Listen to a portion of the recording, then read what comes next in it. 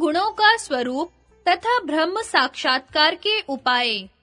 मार्कंडेय जी कहते हैं, इसके पश्चात कौशिक ब्राह्मण ने धर्मव्याध से कहा, अब मैं सत्व रज तम इन तीनों गुणों का स्वरूप जानना चाहता हूँ, मुझसे इनका यथावत वर्णन करो। धर्मव्याध बोला, अच्छा, अब मैं तीनों गुणों का पृथक-पृथक स्वरूप बताता हूँ, सुनो। तीनों गुणों में जो तमोगुण है वह मोह उपाजने वाला है, रजोगुण कर्मों में प्रवृत्त कराने वाला है, परंतु सत्वगुण विशेष ज्ञान का प्रकाश फैलाने वाला है, इसलिए वह सबसे उत्तम माना गया है। जिसमें अज्ञान अधिक है, जो मोहग्रस्त और अचेत होकर रात दिन नींद लेता रहता है, जिसकी इंद्रियां वश में नहीं है, जो अविवेकी, क्रोधी और आलसी है, ऐसे मनुष्य को तमोगुणी समझना चाहिए। जो प्रवृत्ति की ही बात करने वाला और विचारशील है, दूसरों के दोष नहीं देखता, सदा कोई ना कोई काम करना चाहता है, जिसमें विनय का अभाव और अभिमान की अधिकता है, उसको रजोगुणी समझो।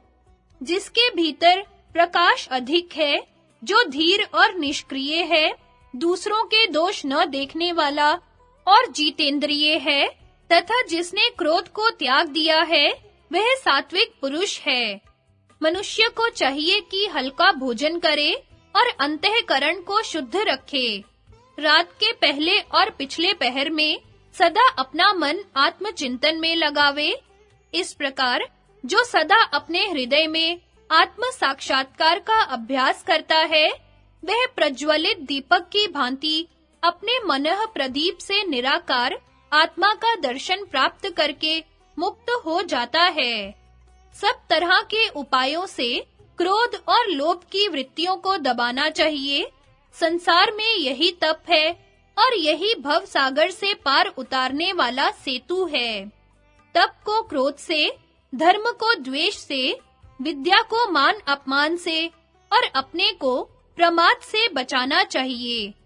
क्रूरता का अभाव सबसे बड़ा धर्म है, क्षमा सबसे प्रधान बल है, सत्य ही सबसे उत्तम व्रत है तथा आत्मा का ज्ञान ही सबसे उत्तम ज्ञान है।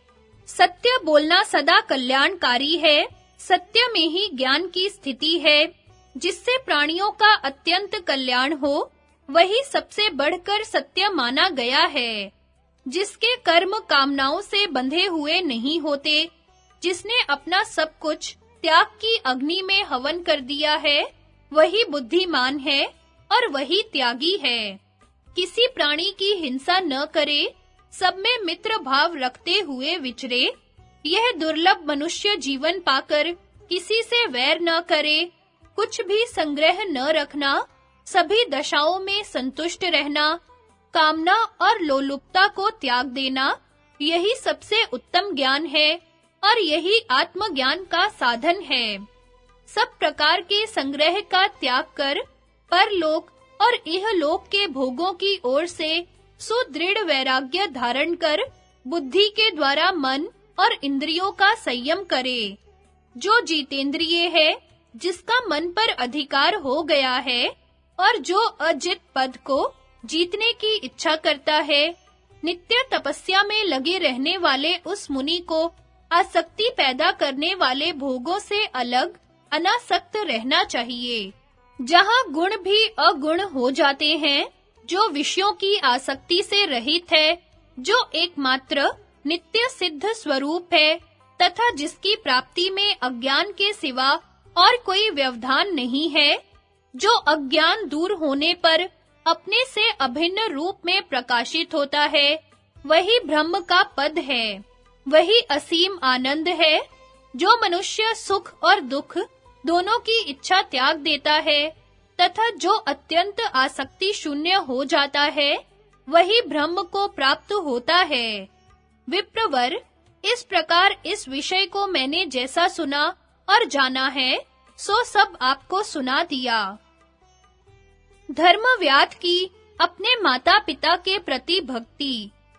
मार्कंडेय जी कहते हैं, युधिष्ठिर, इस प्रकार जब धर्मव्याध ने मोक्ष साधक धर्मों का वर्णन किया तो कौशिक ब्राह्मण अत्यंत प्रसन्न होकर यूं बोला, तुमने मुझसे जो कुछ कहा है सब न्याय युक्त है। मुझे तो ऐसा जान पड़ता है धर्म के विषय में ऐसी कोई बात नहीं है जो तुम्हें ज्ञात न हो। धर्मव्याध ने कहा, ब्राह्मण देव, अब मेरा प्रत्यक्ष धर्म भी चलकर देखिए, जिसकी बदौलत मुझे यह सिद्धि मिली है। घर के भीतर पधारिए और मेरे माता-पिता का दर्शन कीजिए। व्याध के ऐसा कहने पर ब्राह्मण ने भीतर प्रवेश किया।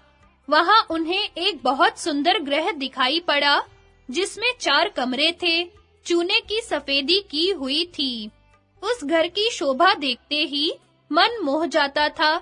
ऐसा जान पड़ता था मानो देवताओं का निवास स्थान हो। देवताओं की सुंदर प्रतिमाओं से वह भवन और भी सुशोभित हो रहा था। एक ओर सोने के लिए बिछौनों सहित पलंग था, दूसरी ओर बैठने के लिए आसन रखे हुए थे। वहां धूप और केसर आदि की मीठी सुगंध फैल रही थी। ब्राह्मण ने देखा, एक बहुत सुंदर आसन पर धर्मव्याध के माता-पिता भोजन करके प्रसन्न चित्त से बैठे हुए हैं। उनके शरीर पर श्वेत वस्त्र शोभा पा रहे हैं और पुष्प चंदन आदि से उनकी पूजा की हुई है। धर्मव्याध ने माता-पिता को देखते ही उनके चरणों पर सिर रख दिया, पृथ्वी पर पड़कर साष्टांग प्रणाम किया। बूढ़े माता-पिता बड़े स्नेह से बोले, बेटा उठ, तू धर्म को जानता है, धर्म ही सदा तेरी रक्षा करे। हम दोनों तेरी सेवा से, तेरे शुद्ध भाव से बहुत प्रसन्न हैं। तेरी आयु बड़ी हो। तूने उत्तम गति, तप, ज्ञान और श्रेष्ठ बुद्धि प्राप्त की है। बेटा, तू सत्पुत्र है। तूने नित्य नियम से हमारा सत्कार, हमारा पूजन किया है, हमको ही देवता समझा है। द्विजों के समान शम दम का पालन किया है। मेरे पिता के पितामह और प्रपितामह आदि तथा हम दोनों भी तेरे इस सेवा भाव से बहुत प्रसन्न हैं। मन, वाणी और शरीर से कभी तू हमारी सेवा नहीं छोड़ता। अब भी तेरी बुद्धि में हमारी सेवा के सिवा और कोई विचार नहीं है। परशुराम जी ने जिस प्रकार अपने वृद्ध माता-पिता की सेवा की थी, उसी प्रकार उससे भी बढ़कर तूने हमारी सेवा की है।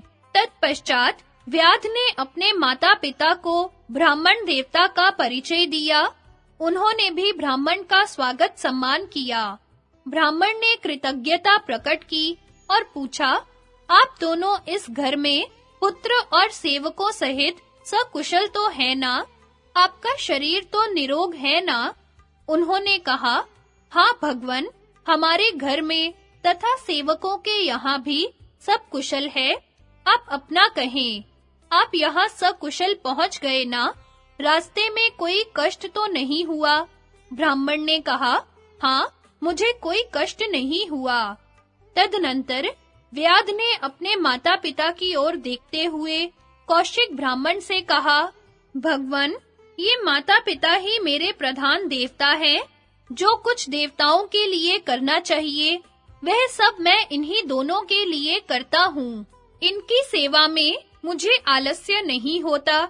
जैसे सारे संसार के लिए इंद्र आदि 33 देवता पूजनीय हैं, उसी प्रकार मेरे लिए ये बूढ़े माता-पिता पूज्य हैं। द्विज लोग देवताओं के लिए जैसे नाना प्रकार के उपहार समर्पण करते हैं, उसी प्रकार मैं भी इनके लिए करता हूँ। ब्राह्मण, ये माता-पिता ही मेरे सर्वश्रेष्ठ देवता हैं। मैं फूल फल और रत्नों से इन्हीं को संतुष्ट करता हूँ। जिन्हें विद्वान लोग अग्नि कहते हैं, वे मेरे लिए ये ही हैं। चारों वेद और यज्ञ भी मेरे लिए ये माता-पिता ही हैं। इन्हीं के लिए मेरे पुत्र, स्त्री तथा मित्र हैं। ये प्राण भी इन्हीं की सेवा में समर्पित है। स्त्री बच्चों के साथ नित्य मैं इन्हीं की सेवा करता हूँ। स्वयं ही इन्हें नहलाता हूँ, चरण धोता हूँ और स्वयं ही भोजन परोसकर जिमाता हूँ। मैं जानता हूँ इन्हें क्या रुचता है और क्या नहीं, इसलिए इनकी पसंद की चीजें लाता हूँ और जो उन्हें नहीं अच्छी लगती वह चीज नहीं लाता। इस प्रकार आलस्य त्याग कर मैं सदा इनकी सेवा में लगा रहता हूँ।